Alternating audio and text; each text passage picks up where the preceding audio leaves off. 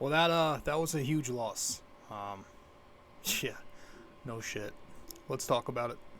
Welcome to BD4, an RJ Carbone podcast. BD4, where there is no better way to get your Yankees and Knicks analysis. We also do MMA.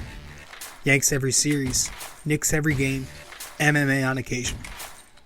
BD4 is a 5-star show on Apple Podcasts, also available in video format on YouTube and Spotify. So thanks for stopping by, and we hope you enjoy the show.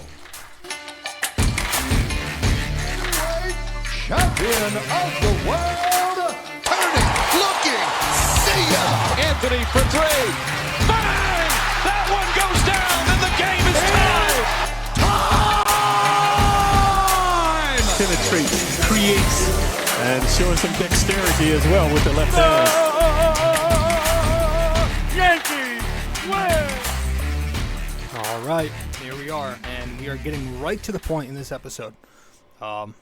No bullshit, because, well, that was an annoying, tough loss, as I said, and the Knicks last night could not pull away against the Lakers. They lost 129 to 123 in overtime.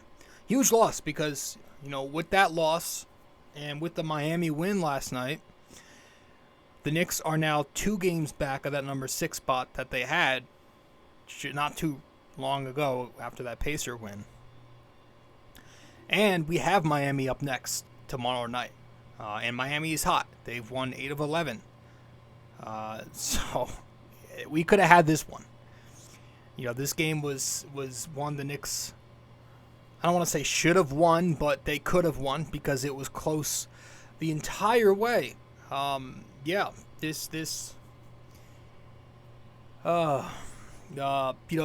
first quarter they came out of the gate very sluggish.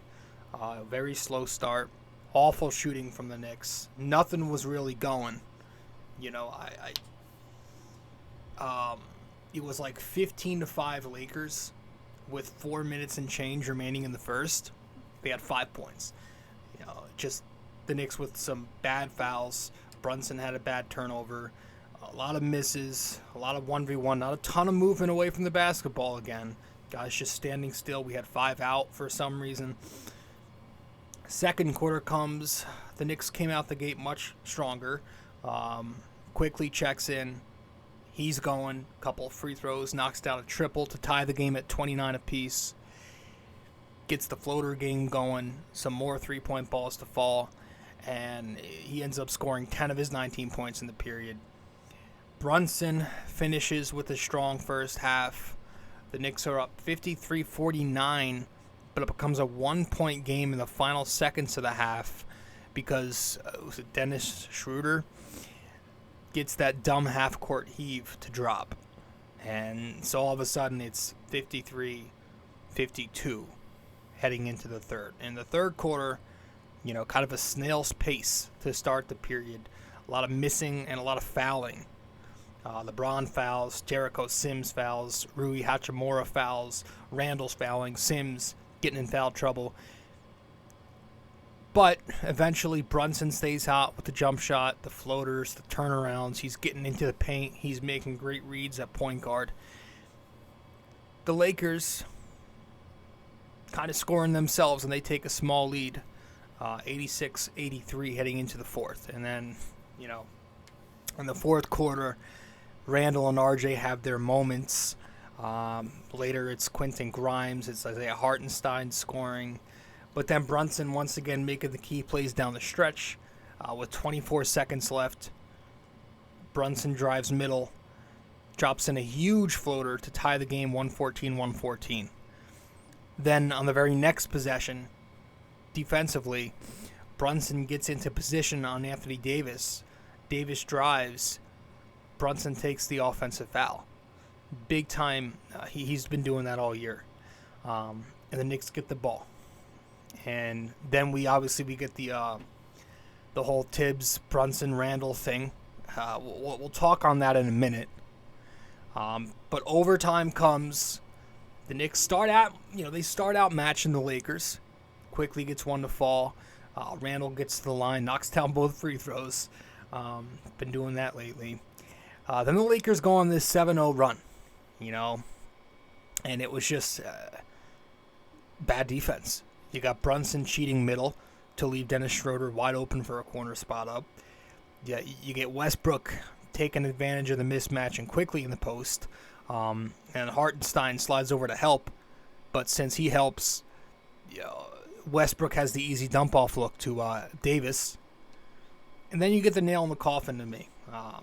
On a possession later in OT, Anthony Davis screens off Quickley to create space for Westbrook, who knocks down the pull-up jumper, and suddenly, you got 1 minute and change remaining, and the Knicks are down 7 points. And that was basically all she wrote. Final score, once again, the Lakers 129, the Knicks 123 in this overtime loss.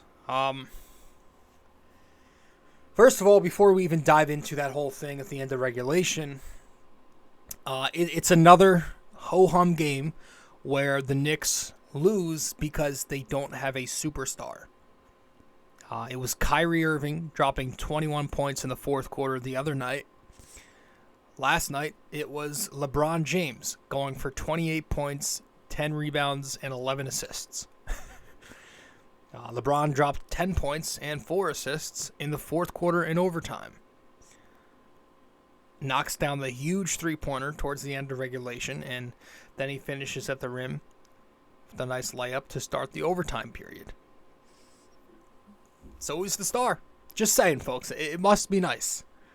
It must be nice. Keep talking Thibodeau this and Thibodeau that, and make up a new narrative every damn night for why he should be fired. Because that's what you do. Right? Not all of us, but a good portion of the Knicks fan base, at least, I'm on social media, I see, is always finding a new narrative for why Thibs should be fired and why it was his fault. Somehow, some way, it's always him that loses the game, and never is it any of the 9 players in the rotation. If a guy takes a bad shot, it's Thibs' fault for running that action, and never the shooter's fault for forcing it. If guys are going over screens with no energy, it's Thibs' fault because that's his identity, defense, and it's never the player's fault for being lazy. If the Knicks are getting beat on the arc, it's Thibs' fault for his defensive system, and it's not the defender's fault for overcommitting on the drive. It's beyond appalling to me. Can't find an adjective. How you can have these internet minions just pretend like they know the ins and outs of coaching to a point where they call for a guy to get fired from his job. Do you not remember Fizdale? That is something you advocate a firing for. That made sense. But this? The Knicks have an average record. The Knicks have an average roster. The Knicks need talent. The Knicks don't have a ton of talent. The Knicks need a star. The Knicks don't have a star. Simple, simple, simple. That's it, guys. That's it. That's the only thing that I'm focusing on. You know what was a beautiful, and I say beautiful with a grain of salt, example of not having a star last night?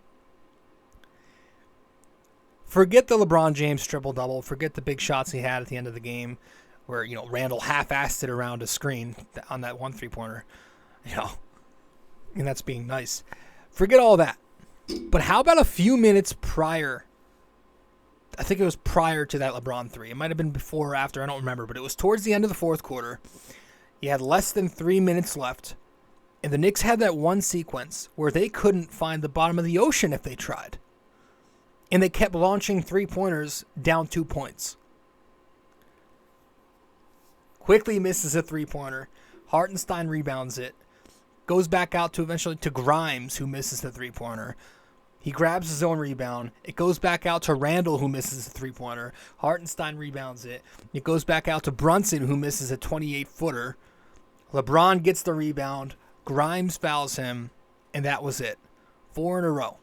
Dumb. Stupid. Stupid, stupid, stupid. You're down 2 points, and your entire offensive identity this year has been pounding the paint, getting 2 feet in the paint. and you're up there chucking senseless threes in a 2-point game. If the Knicks had a star, that star gets a bucket there. Period.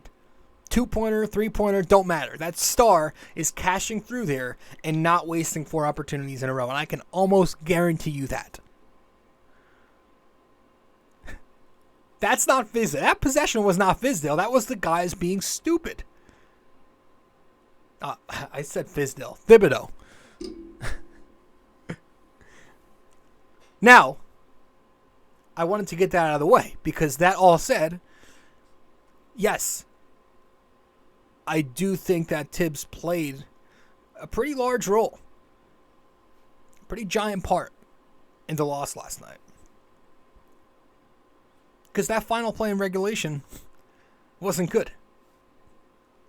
With 4.5 seconds left and the game all tied up, Thibs has Brunson as the inbound passer. And we go to Randle. We go to a Randle ISO right into a double. I will say that I think Randle definitely needed to pass off there. That ball needed to be passed to Brunson, who was right next to him, near the elbow for a 3. You gotta have your damn head up. I don't know why we're ignoring that part of the play. There was still 4.5 seconds left. It's enough time to run a quick ISO, maybe get into the lane, have Randle set a quick screen. Anything but an ISO into a double team down near the restricted area. Randle didn't even get the shot off in time. He didn't even get it off. You had an entire 4.5 seconds, and you couldn't get a shot off there. I thought there was a window where he kind of faked out, I think it was AD, but instead of going up there, he chose to spin around. He should have went up strong right then. You got to go up strong there. You have to. So that bothered me. But yes, it's got to also be on Thibodeau for not going to Brunson there and using him as the inbounder. That made 0 sense. 0. Brunson was hot. He had just seconds prior knocked down a big shot, drew a huge charge, made a nice dime. He finished the game with 37 points. He led the fourth quarter with 8 points. Randle, in the meantime, was ice cold all night. He finished the night shooting 31%. And I'm not saying it always has to be Brunson, but if he was going like he was, then he has earned that right. You give it to Jalen Brunson there. You don't put him as the inbound passer. So it's not good because at the end of the games, this continues to be an issue. Too much ISO, not a lot of creativity. It's definitely a problem that Thibodeau needs to figure out. Got to be more creative with this offense.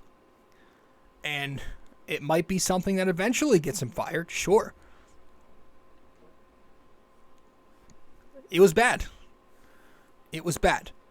But I'm not, there are literally Knicks fans on the internet right now wanting Thibodeau to be fired because they didn't like him last night. You don't fire a coach who's got you in the 7th spot.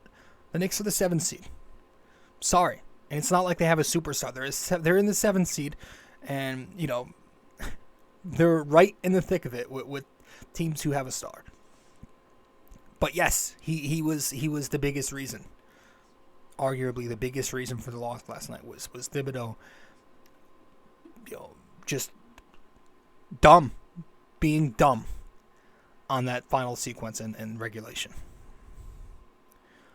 And I also didn't like the way we played defense, the scheming. That's Thibodeau too. I'll pile on and I'll side with you guys for a second. Last night the Knicks were killed in drop defense on the pick and roll. We could not stop the LeBron AD pick and roll play either. Whether it end up in a drive and finish or a kick out, contact, finding open cutters like Westbrook, the Lakers abused the Knicks in pick and roll. We don't adjust. We stick with the same coverage every minute of every game. It's annoying because, sometimes I wish we would shake it up. Why is it that defenses run zone constantly on the Knicks, but we refuse to run it ourselves? I would like to see some zoning, especially now that Mitch Robinson is done for a bit. you'd think, we want to hide our weaknesses some. I don't like the Knicks defense. I'm not a fan of the drop coverage. I know the defense has done well this season, statistically speaking. But I am kind of tired of watching these games and being concerned when our 3 best scorers are on the floor because they're also arguably our 3 worst defenders. These are the 3 guys who lead the team in minutes. They're out there 80% of the time. But they are not good defensively. And that is a long-term concern of mine. You got Randle to worry about with the effort sometimes.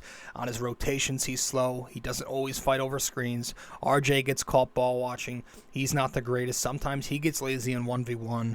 Brunson, he could take a charge. He's good at that. He can sometimes jump the pass lanes, but he's small. He'll have his back to the play sometimes.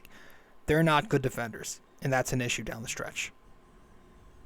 And another coaching decision last night that I didn't have a problem with, and one I certainly hope that you don't have a problem with it, because my gosh, the decision to sit RJ Barrett down in the closing half of the fourth quarter. We saw that it was once again Immanuel Quickley who got the minutes down the stretch. I'm fine with that. To me, it's simple. Why that's been happening lately. Defense. Quickley plays defense. RJ Barrett does not play good defense. And lately, Immanuel Quickley, while playing defense, has been the much more productive and efficient offensive player. He simply played better basketball last night. Quickley finished with 19 points on 50%. RJ finished with 13 points on 39%. This is a dude who is getting ready to make 23 to 28 million per year starting next season up until 2027. I'm over it. I'm over the hype. I've told you this. I no longer, think this guy's going to be an all-star like I did last year. I think he'll be maybe borderline or just a good player, but I was making comparisons last year to Butler, Jalen Brown, DeRozan. No, I don't think that's it. I think this it was the year to show it. And he's not shown it. He's not shown that jump. So, I just think he's good. He's decent. A nice NBA player. A solid 4th option. I've seen what I needed to see. And if you saw RJ last night, he looked miserable on the bench. Isolated from the team huddle. And he made himself unavailable to the press last night. Now, I hope he's not sulking and he's mad at Thibodeau because he played like garbage water. That needs to be on him. I hope he's disappointed in himself and himself only because, whether or not I believe RJ is good or that good, you're going to have expectations now. So I had no issue benching him down the stretch. And I don't think anybody should. I don't want to hear the bullshit about stunting his growth. It's one game and he played bad. He's been getting the minutes. He's got his opportunities. Cash in. That's all I'm going to talk about when it comes to Thibs because I'm just tired of that whole thing. And last night I do agree that Thibs had a bad night, but I'm not overreacting and burning down his house. I thought the shooting last night was absolutely pitiful. It was bad. The Knicks shot horrendously. They shot, they didn't get beat up on the arc like they did in the Barclay Playhouse where the Nets just torched them. But they remained a weak three-point shooting team. They shot the ball 7 out of 34, which is an unacceptable 21%. That can't happen. They knocked down 0 3-pointers in the fourth quarter and overtime combined. Not one. They went 0 for 9. Not going to help you win in 2023, especially when the Lakers, who didn't shoot it well overall either, during that same span the Knicks were 0 for 9, were 4 for 7. It always comes back down to shooting, one way or another. It's always going to come down to shooting. And I'm looking at Quentin Grimes as the biggest culprit. Because this guy, all of a sudden, he can't knock down a single open look to save his life. Last night he had a nice game overall. Double-figure points. He was attacking closeouts very well. Another very slick dime on the fly. But the shooting, awful, woeful. He was 0 for 5 from 3. Missed plenty more down in the clutch, where he's not been good of late. And he's supposed to be your best shot. He's down to 35% on the year from 3. It's got to start knocking him down. He's missed some key three-pointers lately. Toronto, Boston, a few other games I can't think of at the moment. Last night.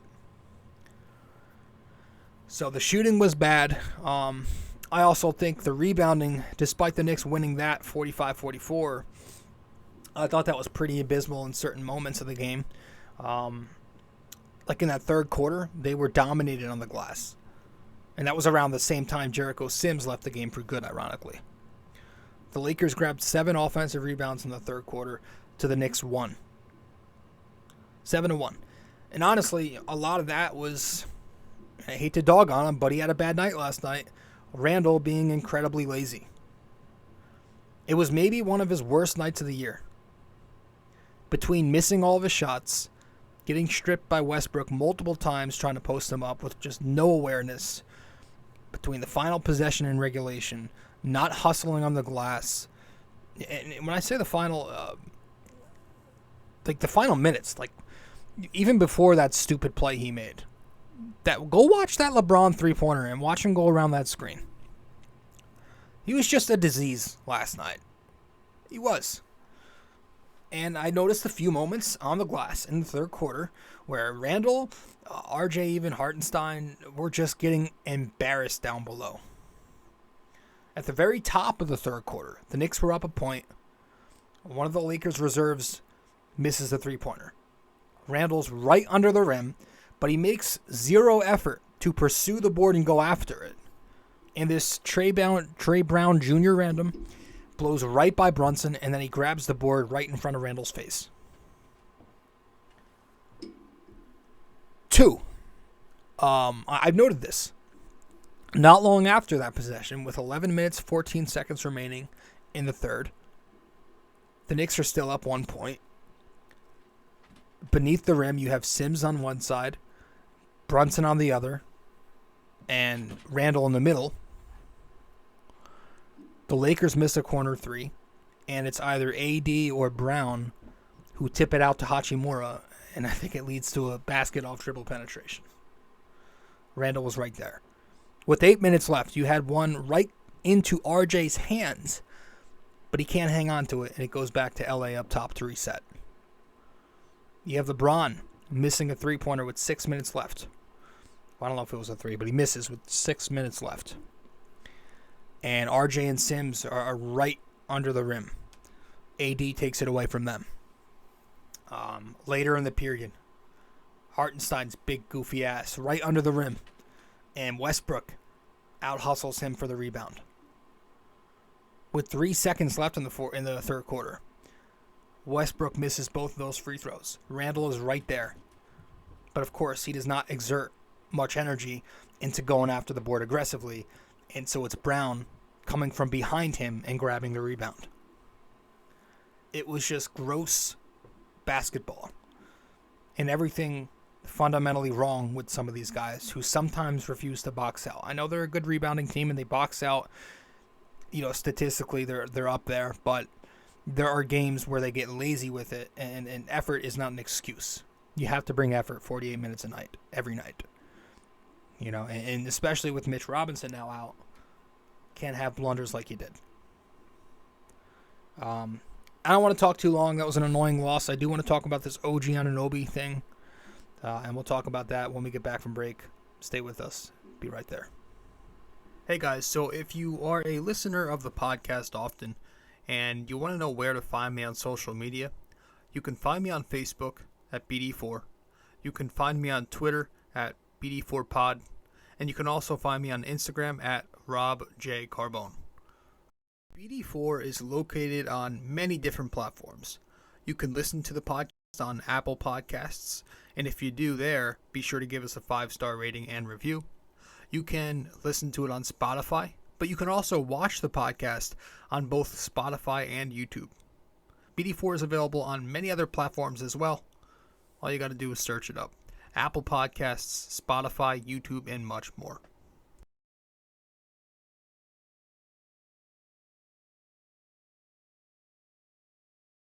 We also have a website now for BD4. If you go to BD4blog.com, you can find the blog, the podcast links, and also where to find me on social media. Just go to BD4blog.com.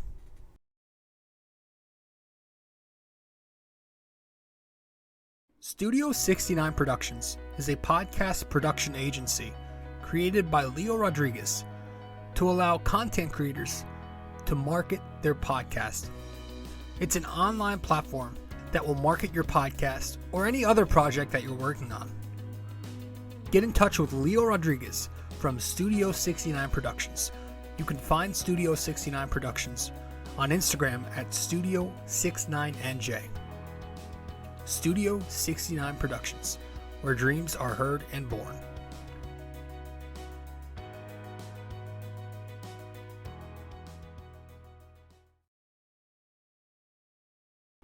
Welcome back to the show, episode 473 of BD4. I'm your host, RJ. So apparently the Knicks are willing to move 3 first-round picks for OG Anunoby. Listen, OG is a nice player. He may become an all-star someday. He's young, he's versatile, he's very long. He's a 3-4 wing, which is what the Knicks do need. He can score, he can shoot a little bit. And he plays defense. Plays very good defense. That is all great. It helps. I get it. I do have some concerns. I'm not going to go on too long about this because I like to just run through certain points and that'll be that. I don't like to waste time. But, I don't know how he would fit in a Tom Thibodeau offense because it's an offense that's obviously very isolation-oriented. OG is a guy who ISOs very little, just 6% of the time, in fact. He spots up a lot, and he plays off the ball. We already see Quentin Grimes struggle to find consistency and get his reps because of that. How would OG work with these guys?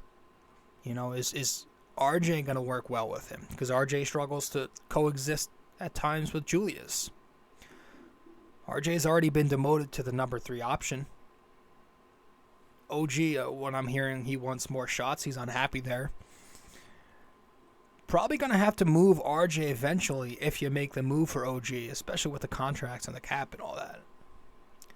And obviously, the Knicks have no issue with moving RJ, as we saw that in the summer. But it's probably looking like, I would say, like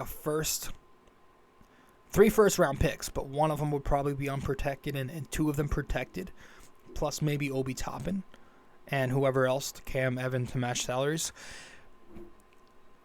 That itself is for OG is good, but my thing is, I'm about getting a superstar, right? And if Leon wouldn't move 3 picks for an actual superstar and a top 10 player in Donovan Mitchell, what kind of shit would this be? Long-term, short-term, whatever. He isn't getting the Knicks that much further this year. And down the line, long-term, I don't think he becomes a superstar that you build your franchise around. Yeah, the Knicks do have 11 first-round picks in the next 7 years. So if they can pull it off without gutting their assets, and they still have enough for the eventual home run move, whenever the hell that may be, then sure, I guess. But my focus is, as you know, it's getting a superstar in here. Not a new head coach, not a new role player, not another solid, good player.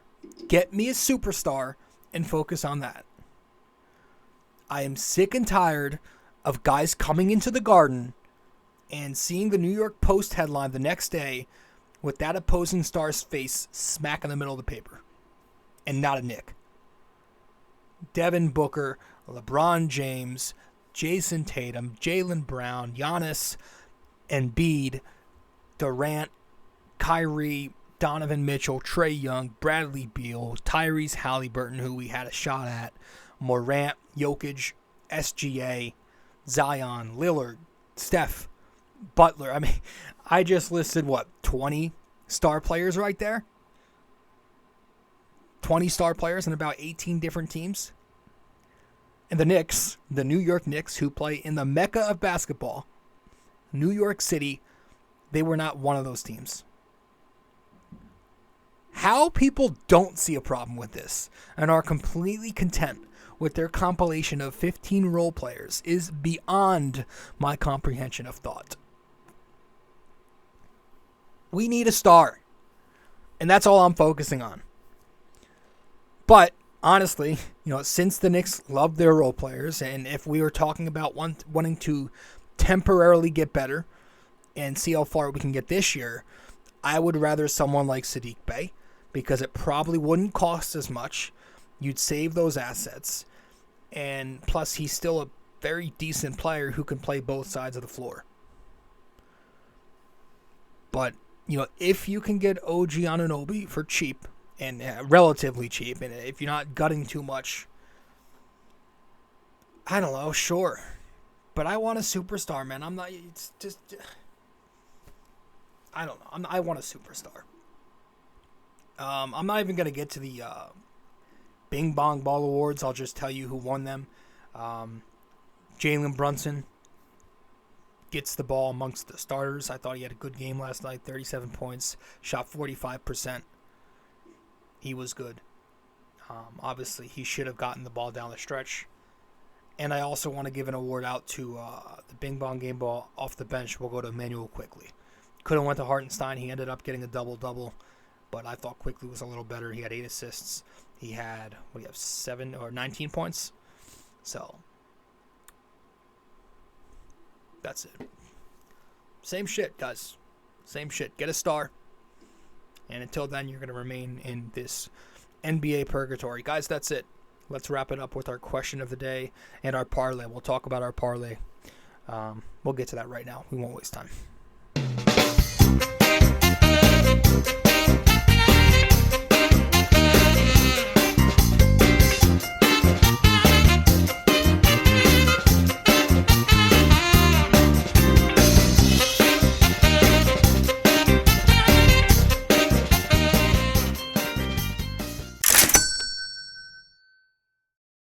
All right, welcome to RJ's Parlay, where my degenerate self breaks down tonight's big parlay. If I miss, it's not surprising. If I hit, I'll probably lose it all tomorrow night, because that's how this works. Welcome to RJ's Parlay. Last night, our parlay, we had a 4-pick parlay for plus 125 odds. Looked like we were going to win it. It was a very easy one, but we missed on one. We hit the Randle 35 combined stats, point, rebound, assists. We hit the Brunson 30-plus combined stats. We hit the Quickley 15-plus combined stats. We did not hit the Quentin Grimes 1+ three-pointer made. That's all we needed. Couldn't even get that. So we lose, because that's what we do. With that said, let's wrap this up with our trivia question of the day. Let's get to it.